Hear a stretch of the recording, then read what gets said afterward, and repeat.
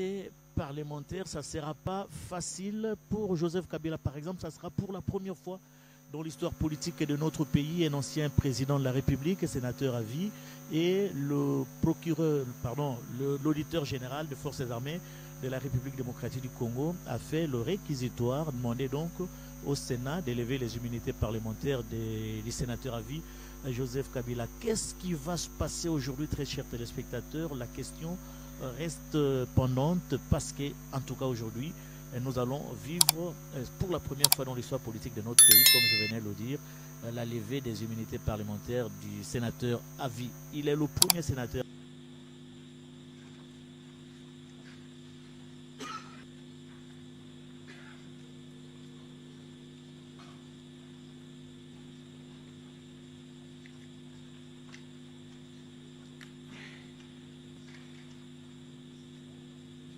Là, il suffit de mieux les interpréter.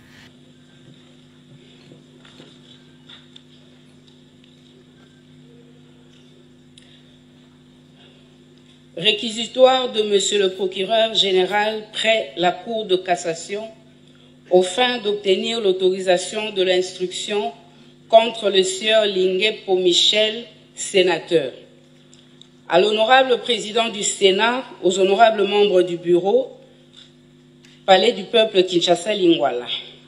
Honorable président, honorables membres du bureau, conformément aux articles 53 alinéa 3, point 1 de la Constitution de la République démocratique du Congo du 18 février 2006, tel que modifié par la loi numéro 11-002 du 20 janvier 2011 portant révision de certains articles de la Constitution et 75 de la loi organique numéro 13/010 du 19 février 2013 relative à la procédure devant la Cour de cassation, le procureur général près cette Cour a l'honneur de vous adresser le présent réquisitoire aux fins d'obtenir l'autorisation de l'instruction à charge du sieur Lingué Michel, sénateur.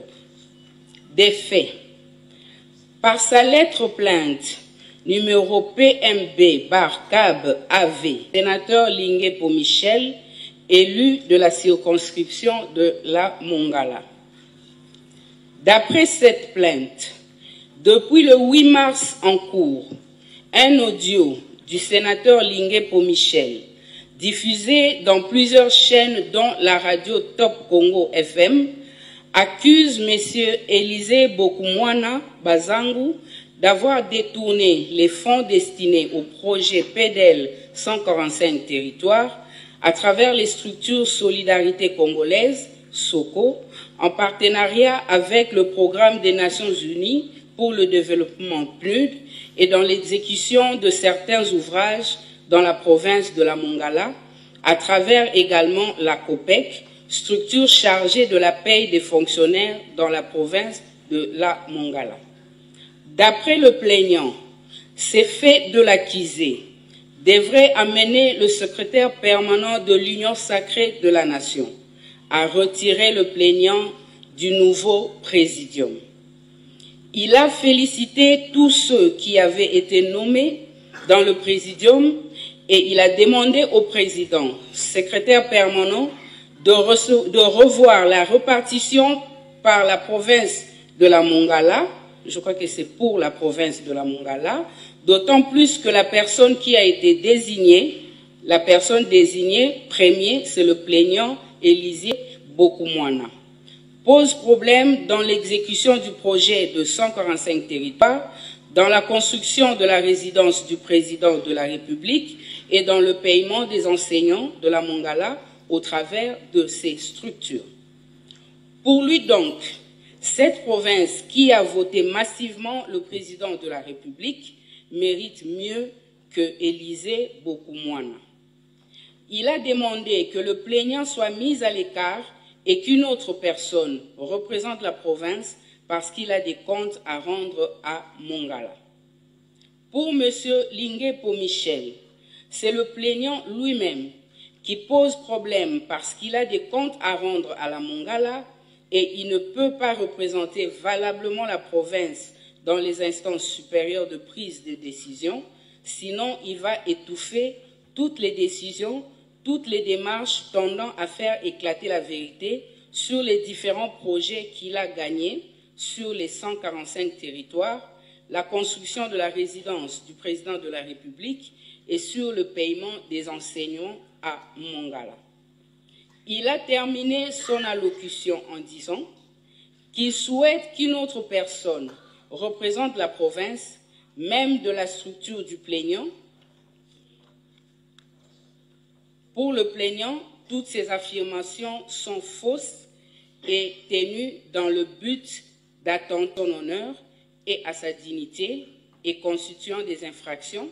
Il a affirmé qu'il a réhabilité et que le projet de 145 territoires est en cours d'exécution avec le PNUD, prévu et puni respectivement par les articles 74 du Code pénal livre 2 et 199 tel que modifié par la loi numéro 75/013 du 14 mai 1975. Conclusion. Étant donné la nécessité de vérifier ces faits, il est de bon droit que le sénateur précité puisse donner sa version des faits et présente ses moyens de défense. Par ces motifs, qu'il plaise au bureau du Sénat d'autoriser l'instruction à charge du sénateur Lingepo Michel. Firmin Vonde, membre.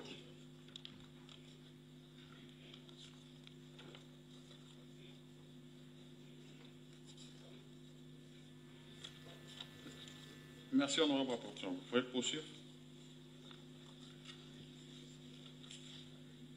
Réquisitoire de l'auditeur général près la haute cour militaire tendant à obtenir la levée des poursuites du sénateur Joseph Kabila Kabange. À l'honorable président du Sénat à Kinshasa, Lingwala. Honorable président, comme vous le savez, depuis près de 30 ans, notre pays, la République démocratique du Congo, est sur son territoire le théâtre de violents affrontements opposant d'une part les groupes armés nationaux et ou étrangers entre eux et d'autre part le gouvernement au mouvement rebelle, parmi lesquels le M23 dont la branche politique est l'Alliance Fleuve Congo, AFC en sigle.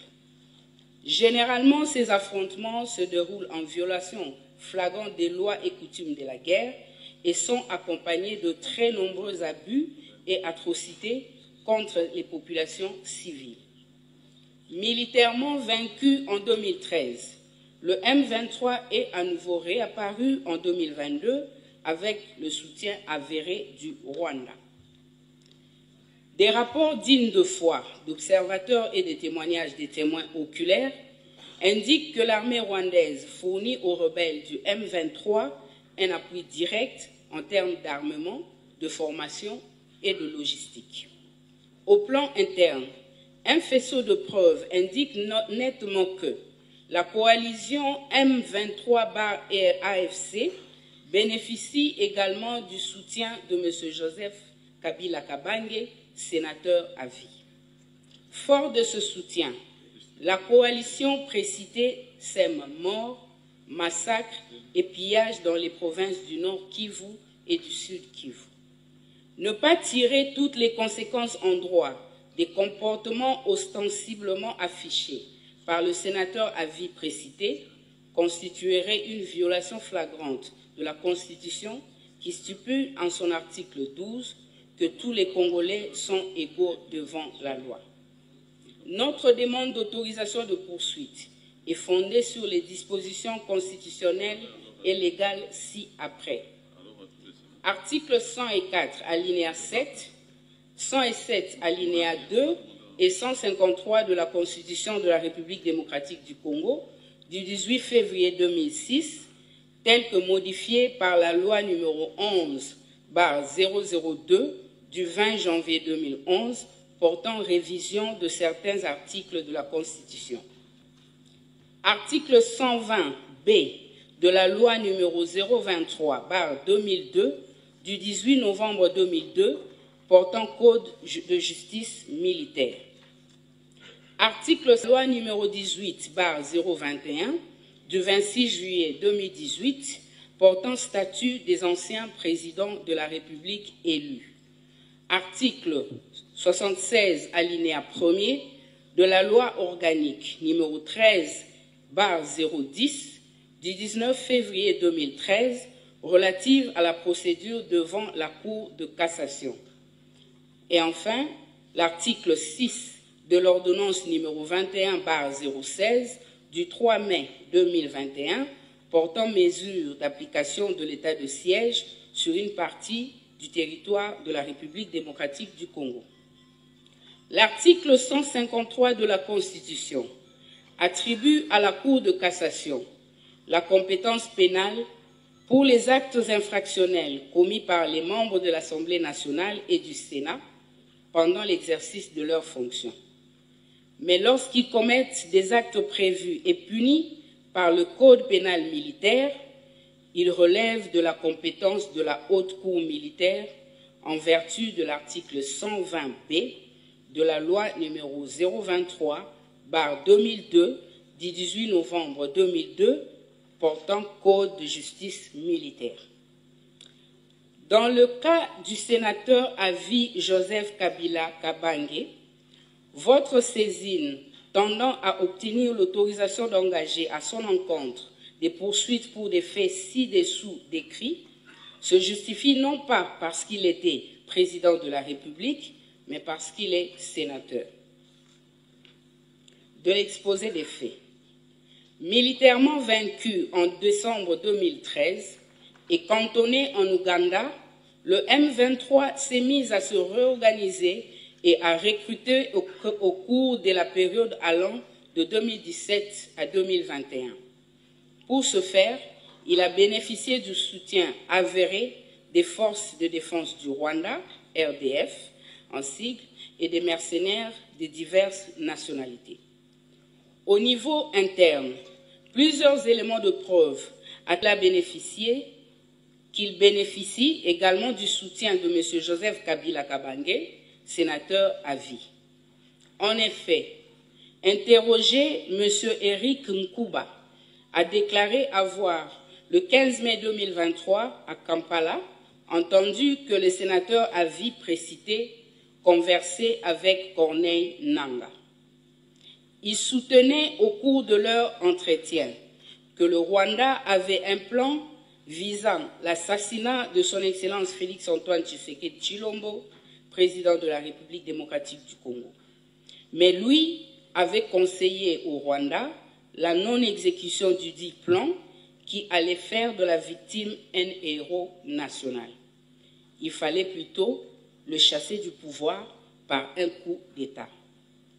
Toujours lors de son interrogatoire, le même Eric Nkuba a déclaré sans peur d'être contredit que le sénateur à vie, Joseph Kabila Kabange, était en contact soutenu avec Corneille Nangaa. Alors que des présomptions graves, précises et concordantes de collaboration avec la coalition AFC/M23 pèsent sur sa personne, le sénateur à vie prénommé a affirmé, en date du 23 février 2025, au cours d'une interview accordée au journal Sunday Times en Afrique du Sud, que le mouvement terroriste AFC/M23 représente les aspirations du peuple congolais et que c'est à tort que le gouvernement de la République démocratique du Congo le présente comme un groupe anarchique, une marionnette d'un État sans revendication légitime.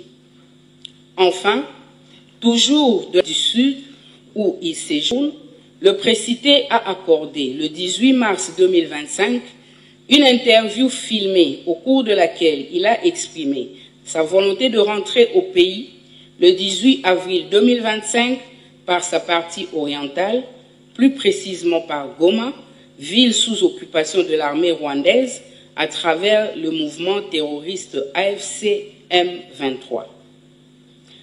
Sa présence dans la ville sus-indiquée est confirmée par plusieurs médias internationaux crédibles, notamment RFI, TV5 Monde, AP News, Reuters, African News, The East African, par les tweets de ses proches collaborateurs, ainsi que par M. Serge Tchibens, secrétaire national du Parti du Peuple pour la Reconstruction et le Développement PPRD en sigle, au cours d'une interview accordée à TV5 Monde. Double soutien.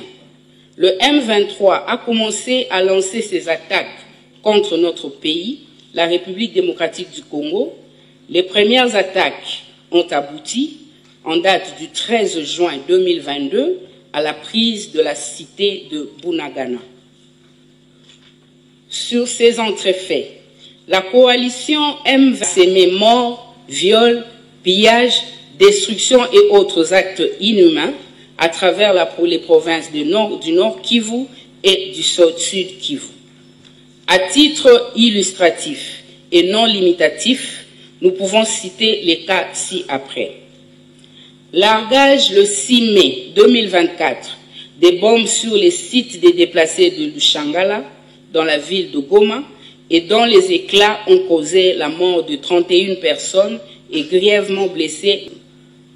L'occupation en date du 25 janvier 2025 de la ville de Goma avec la pluie a définitivement perdu la vue selon les médecins de Goma. Le 28 janvier 2025, destruction de la maison et pillage de plusieurs biens de valeur d'un journaliste éditeur résident de Goma, notamment des appareils électroniques, des vêtements, des bijoux, des téléphones, ainsi qu'une somme de 1 200 $ américains. Le 14 février 2025, l'occupation de la ville de Bukavu, suivie de plusieurs exactions à l'endroit des populations civiles, notamment des viols, pillages, massacres et libération de tous les détenus de la prison centrale. Les actes et les propos ci-dessus exposés attestent sans conteste que M. Joseph Kabila Kabange, ancien président de la République du Congo élu, sénateur à vie et non seulement à la base de la création de l'AFC, mais légitime aussi le mouvement terroriste AFC M23 et surtout et encourage tous les actes odieux commis par les membres de la dite coalition. De la qualification des faits et lois applicables. Dans leur confrontation au droit, les faits si haut relatés et reprochés à M. Joseph Kabila Kabange sont constitutifs des infractions ci-dessous. 1. Participation au mouvement insurrectionnel en assurant les communications des insurgés, infractions prévues et le 136 et 137.3 du Code pénal militaire. 2. La trahison en entretenant des intelligences avec une puissance étrangère, en l'occurrence le Rwanda, ou avec ses agents, le mouvement terroriste M23 AFC, dans le cas qui nous préoccupe, pour engager cette puissance à entreprendre des hostilités contre la RDC ou pour lui en procurer les moyens, faits prévus et punis par l'article 182 du Code pénal congolais. 3. La participation à des crimes de guerre, dont la liste en annexe, tels que prévus et punis par les articles 21 bis.2 ainsi que l'article 223.1a et 2.2 E, V et Z de la loi numéro 15/022 du 31 décembre 2015, modifiant et complétant le décret du 30 janvier 1040 portant code pénal ordinaire. Après la cessation de ses fonctions de président de la République élu, M. Joseph Kabila Kabange est régi 18/021 du 26 juillet 2018 portant statut des anciens présidents de la République élus, qui stipule en son article 5 que ne peut, en cours de session, être poursuivi ou arrêté, sauf en cas de flagrant délit, qu'avec l'autorisation de l'Assemblée nationale ou du Sénat selon le cas. Fait à Kinshasa le 30 avril 2025, l'auditeur général près la Haute-Koulia, Bakoumi Lucien René, lieutenant général.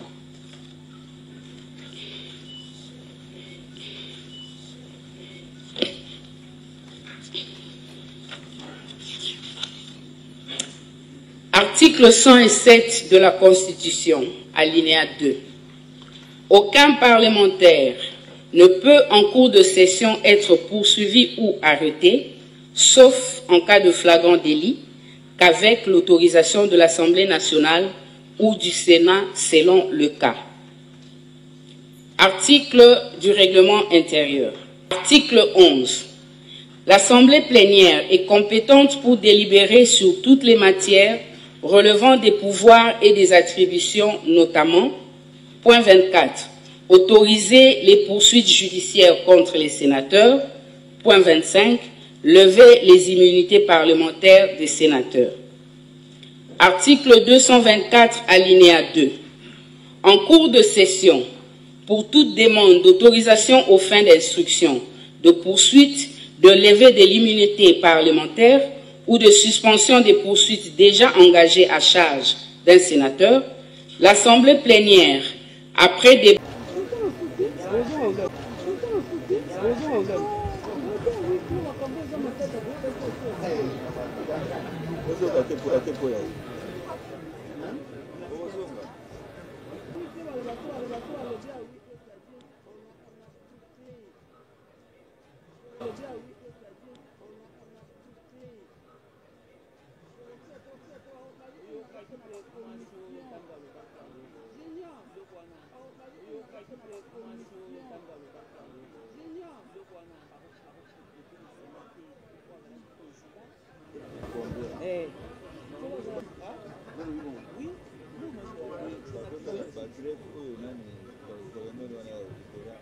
L'état général,